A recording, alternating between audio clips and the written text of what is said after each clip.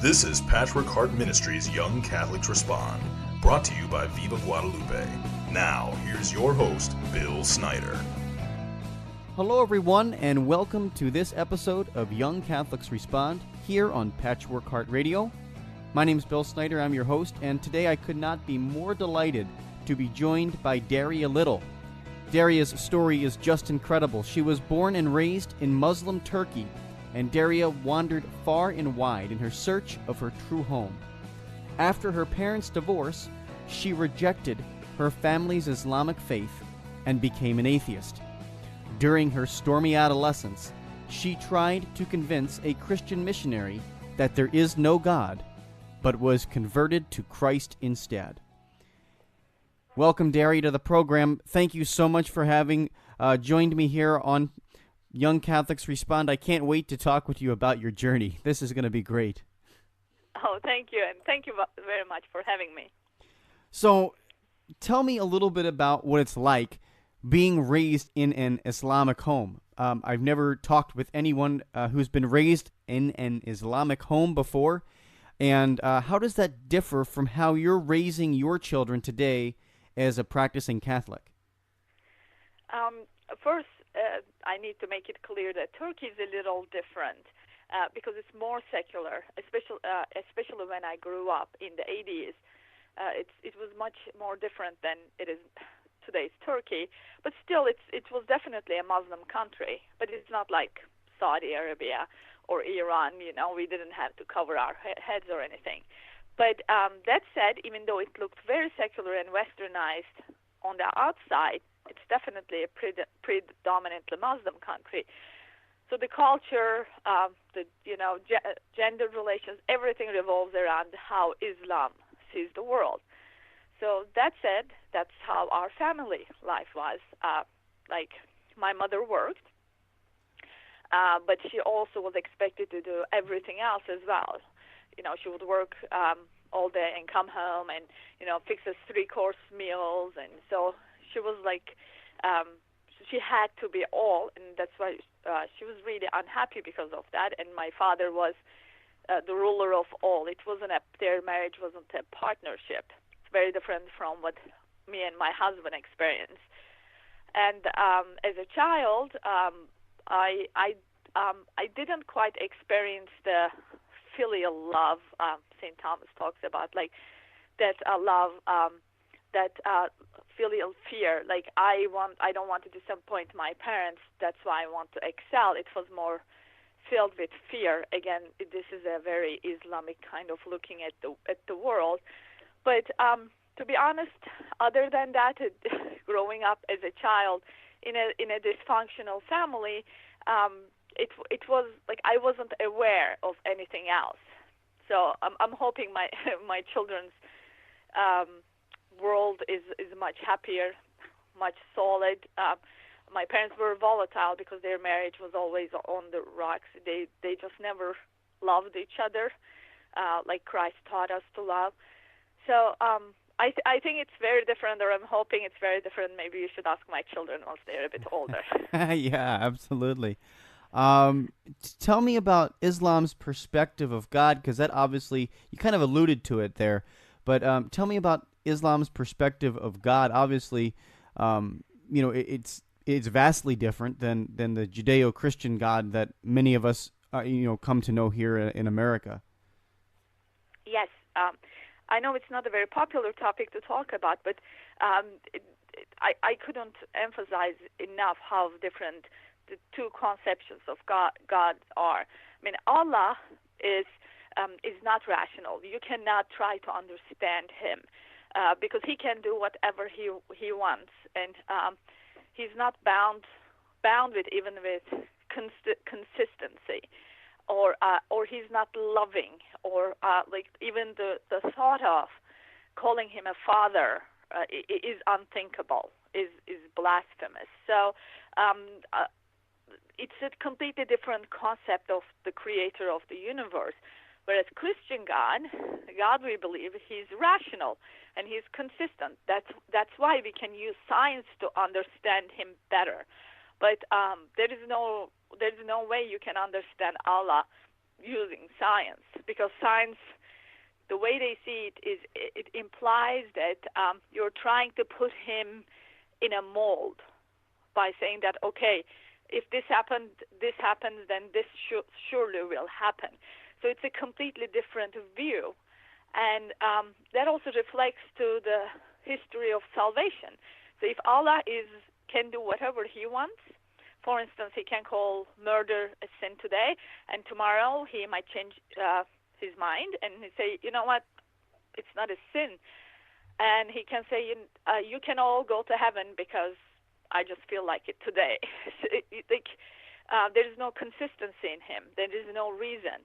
And there is no purity in that he can look upon the sin because sin is his choice rather than our actions in a way. So then in Islam, you don't need Christ, because in Christianity, the reason the Christ sacrifice was necessary is because we believe in a pure, perfect God who cannot look upon sin, and Christ bridges that gap between sinful man and a perfect God. So that's why if we try to reach Muslims, we need to make sure that they understand the difference, because otherwise Jesus is completely irrelevant. Right, that there is this compassionate aspect to Christ, this compassionate Father, this Father that enters, his Son into this universe to redeem us, to be a part of us, to become one of us, and that's totally foreign to what you're describing, and you're exactly right. When you try and go to approach, an Islamic person about that, I'm assuming that that would be very, very difficult. And when you rejected Islam, and this may be a great example, obviously, because you've been through this whole thing. When you rejected that notion of God and Islam and became an atheist, that had to send shockwaves through your family. What was the hardest part of rejecting that tenet of faith from maybe a cultural or social aspect? I was really young, and I'm sorry. And my family was already broken. So with atheism, I kind of retreated from everybody else. Like, it wasn't positive in a way. It was a rejection of something, not an acceptance of something. Because the reason I became an atheist is I couldn't believe, I did not want to follow Muhammad. And this kind of God, Allah is, I didn't want to be part of it. It didn't make sense after a while. So it was kind of rejection of Islam that led to atheism. But for me, the biggest problem wasn't my family, but I really felt detached, like untethered from everybody around me, because I had just a few other friends who felt the same way as I did, and we all felt kind of outside of the society, because, religion in the end can build that community where you belong, especially in Muslim countries. So that was my biggest thing. I just felt outside of the society, untethered. I felt like I didn't belong to anywhere. But that was with atheism, and obviously when I became a Christian years later, almost 10 years later, that changed.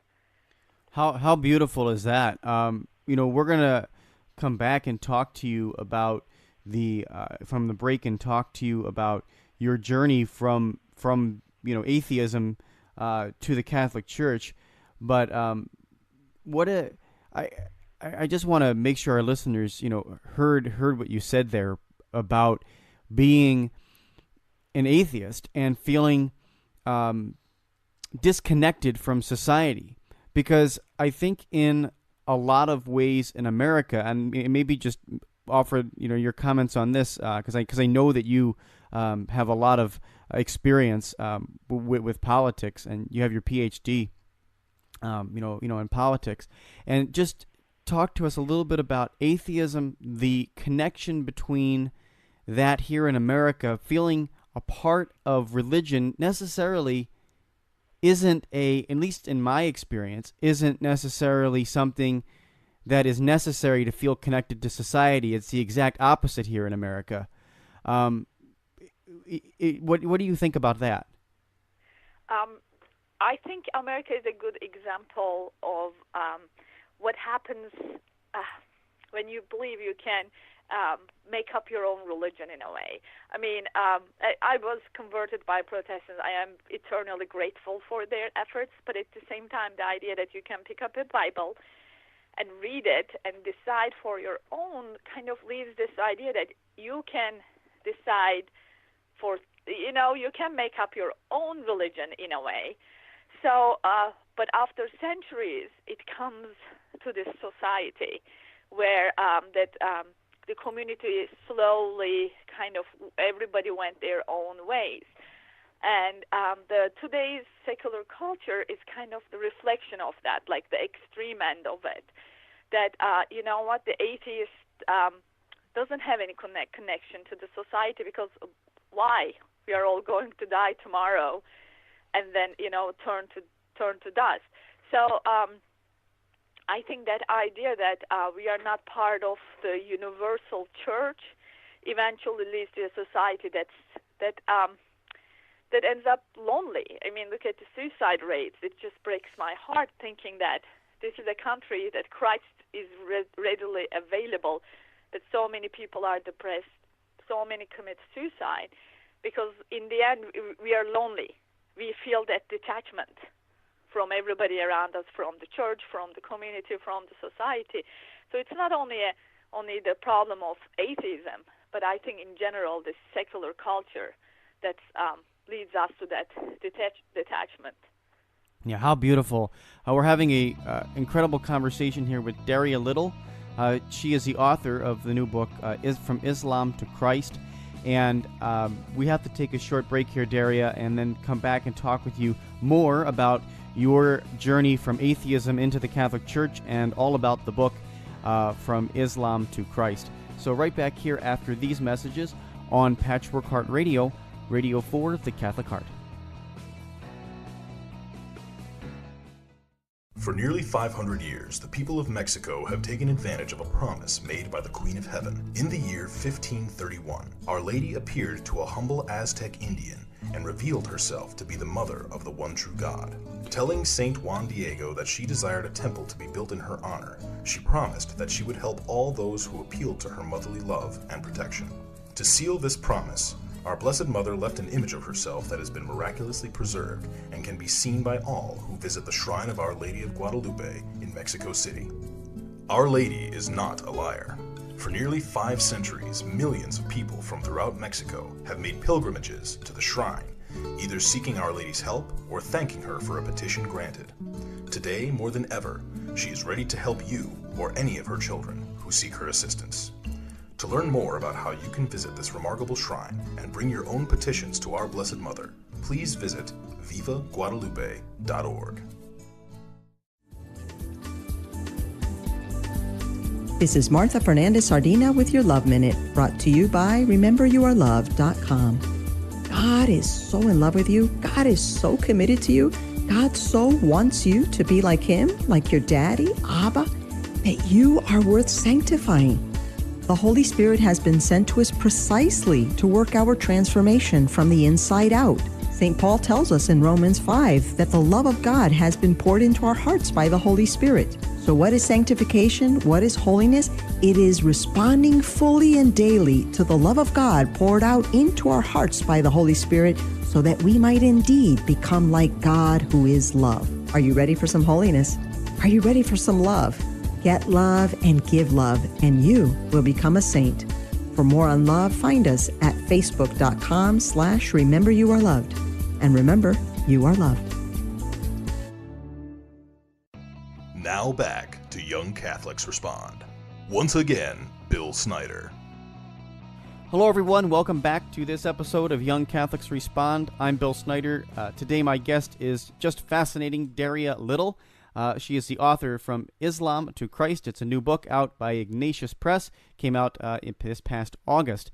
And she's talking to me about Islam and and atheism and society. But now I want to find out your journey, Derya, to the Catholic Church. You kind of left us off with feeling disconnected and lost in society as an atheist in Turkey. And so, how did you get to the Catholic Church?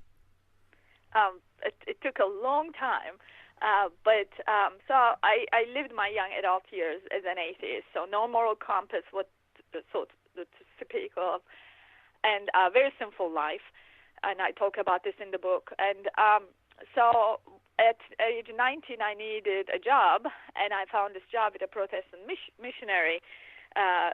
She wanted to learn Turkish. So I go to her house, and she opens the door. The first thing I see, a Bible verse cross-stitched across her room, her entrance. And I'm like, oh, poor woman. She still believes in fairy tales like God, so let me enlighten you. Let me show you how wrong you are. Because by then, I'm a staunch atheist. If it's not proven by science, I don't believe in anything. So little did I know, this lady is a convert herself, grew up in an unbelieving house, went to a really good university in the States, and just moved to Turkey just to preach the gospel. So for 3 years, we talk about God, Christ, anything and everything in between. So at the end of 3 years, which was very intense, there are three things she showed me. Again, this is the concept of God we were talking beforehand. She showed me that creator of the universe is a rational, loving, and pure being, which was very different from Allah. I had never heard this interpretation of God. So then if what she says was true, then that God was compatible with science, right? So that means science what science can do is to help us understand him more. And it's not science's job to prove or disprove God's existence. It's beyond its calling. So those were the things she helped me understand. And then over the next year or so, I came to grips with the concept of sin, because even when I understood about God, I was like, if he's a good God, why is there so much evil in the world?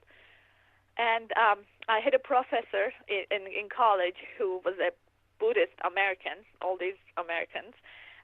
He assigned us this chapter from Brothers Karamazov, and it's titled Grand Inquisitor.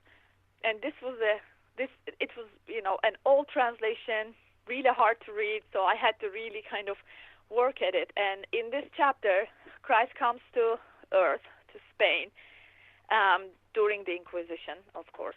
And there's this kind of fallen away cardinal. He puts Christ to a prison cell, and he tells him, look, you messed up.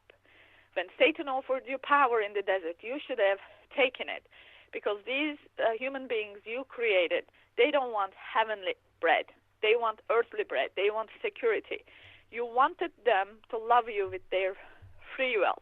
You wanted them to follow you freely, but they don't understand that. They want what we give them, that is security and wealth. And that's the first time when I read that chapter, that's the first time I understood what sin was. That I was responsible from parts of the evil on this earth. It wasn't God's fault. It was the consequence of free will and original sin. My parents' sin affected me. My sin affected me. So it was this entire web of evil that dominated the world, but it's not God's fault. So that was a really big turning point for me. And then after a while, I still couldn't make up my mind, because as we talked about, I live in a Muslim country, and you just wouldn't become a Christian. You will lose so much. But then God sent me this vision of him giving me a gift and me rejecting it, again, in the book. And then finally I converted to evangelical Christianity when I was 22. So it took over 3 years for me to kind of come to grips with it. Then, for the Catholic Church, when I converted to Christianity, I didn't know anything about theology. or the history of Christianity. But some of the things didn't quite make sense. Like, again, we talked about Bible only or faith only, like you only need faith to be saved, or lack of a magisterium. These were questions that really bothered me. Like, how would Jesus just leave us without any authority? He knows us. He's not going to die for us. And then he's like, okay, you just wait until there's a Bible in a couple hundred years, and, fend for yourselves, So it just didn't make sense. And but I kind of pushed them aside because I thought I didn't know enough to answer these questions. Then a very good friend of mine went to Notre Dame and did the unthinkable and became Catholic. And I was appalled, because all the bad guys in all the Turkish movies are Catholic. Crusaders, it's just, you just didn't become Catholic. And all the evangelical Protestants around me, they were anti-Catholic as well. So it just didn't. So I went to my university library. I checked out this book called Principles of Catholic Theology, written by this guy named Cardinal Ratzinger, whoever that was. I opened because, I'm going to show this Ratzinger person how wrong he was. I couldn't understand anything. I mean, well, first of all, English isn't my first language, but also this is Cardinal Ratzinger. I didn't even know he was the Pope. I am that disconnected. Anyway, so I put it away, and I went to my dorm room, and this friend who converted to Catholicism sent me a book, this little book by Mark Shea titled By What Authority? And that tiny book, which was much easier than reading Cardinal Ratzinger, believe me, and he answered almost all my questions. Suddenly, I realized that most of my questions that were maybe they're answered late in the Catholic Church. So over the next 6 months or so, I read about Catholicism. I mean, I had come so long, I wasn't going to get off at the wrong stop, Right. So it took a while, but in the end, I was confirmed into the Catholic Church while I was getting my PhD in England. Oh, incredible! Just incredible. What an amazing journey. And tell me, maybe just I always like to ask this of converts. What's your favorite part of being Catholic? What is if you can pick something out of the treasure chest, what would it be? I mean, undoubtedly, it's the Eucharist. I think part of it, I waited 2 years to receive it, and I was so kind of against it in a way. I didn't want to believe that this miracle happened in every Catholic church every Sunday, And I was so resilient. I kept reading about Eucharistic miracles, and I think still that's by far the most amazing thing for me. And I'm just discovering the beauty of the Rosary. Since I got married, my husband is a devotion to it. So those were the two things, definitely. But of course, you can't just, beat reading St. Thomas and getting confused. I mean, this guy answered all the questions thousands of years ago. You can't beat that either. So no, it's wonderful to be Catholic. Yes, it's wonderful.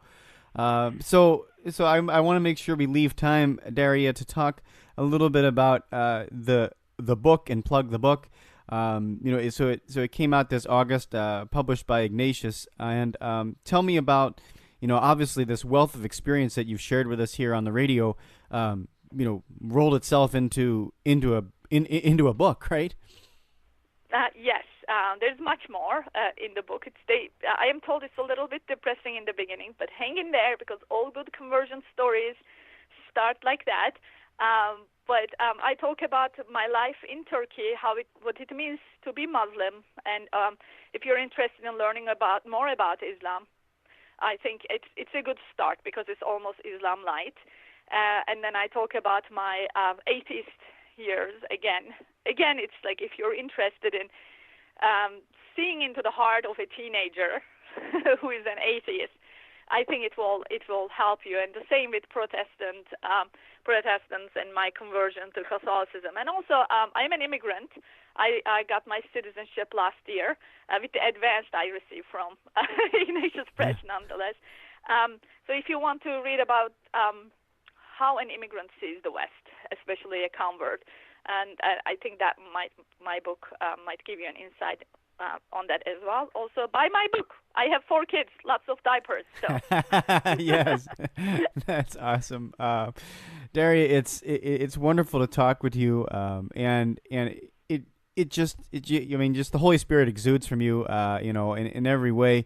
So thank you so much for your witness. Thank you so much for publicizing something that you basically only have experience with. Many of us here in the United States who grew up as cradle Catholics or as evangelical Protestants, both of them don't have this wealth of experience that you have. And so I encourage everyone to pick up a copy of this book, including myself, and read it, because I think you will gain exactly what you were talking about. Just the ability to engage in a different perspective of culture, of atheism, going from atheism to Catholicism. I mean, there's so many different aspects of what you highlight as through your personal journey. So, this book is for everyone, and definitely pick it up. Local Catholic bookstore first, but do you have social media, websites, stuff like that, where people and readers and listeners can connect with you? Yes, I have. My website is Derya Little, DERYA Little.com, and I'm on Twitter and Facebook as well. Awesome. So, readers, make sure you follow her. You also write for it's the Catholic World Report as well, right? You write for the Catholic World Report. I saw a bunch of articles there written by you. Mm-hmm, yes, and I had a recent one at Crisis Magazine and National Catholic Register as well. So all the Catholic stuff, I think you can find my name. Cool. Well, thank you so much again. Once again, the book is Derya Little's Journey. It's From Islam to Christ: One Woman's Path Through the Riddles of God, published by Ignatius Press. And we encourage you to check it out, read it, and connect with Derya on social media. So, Derya, thank you once again. It's been great having you with me on Patchwork Heart Radio's Young Catholics Respond. Thank you very much. It was a pleasure. All right, well, this has been an episode of Patchwork Heart Radio's Young Catholics Respond. Until next time, from all of us here at Patchwork Heart Ministry, I'm Bill Snyder. Keep beating to your Catholic heart. This has been an episode of Young Catholics Respond. For more information about this program or Patchwork Heart Ministry, visit patchworkheart.org. That's patchworkheart.org. Or email info@patchworkheart.org.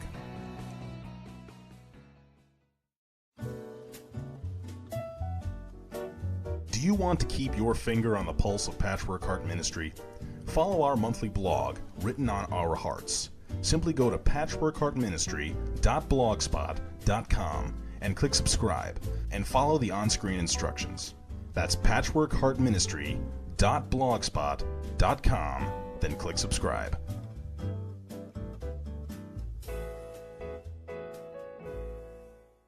Our Blessed Mother wants only the best for her children, and has given us a special place where she promises to help all those who appeal to her motherly love and protection. Telling Saint Juan Diego that, "Here I will alleviate the sufferings of all those who love me and seek my protection." That holy place is now the site of the beautiful Shrine of Our Lady of Guadalupe in Mexico City. If you would like to learn more about how you can visit this special place of grace, please visit vivaguadalupe.org for more information. Our Lady may be calling you now. Subscribe to the Patchwork Heart Radio podcast. We are available on the Apple Podcast, Podbean, TuneIn, Stitcher, and AHA Radio mobile apps by searching for Patchwork Heart Radio. You can also visit patchworkheart.podbean.com to subscribe and listen to every episode of Young Catholics Respond, inspirational talks, and other Catholic media content. Thanks for listening and being a part of our heart.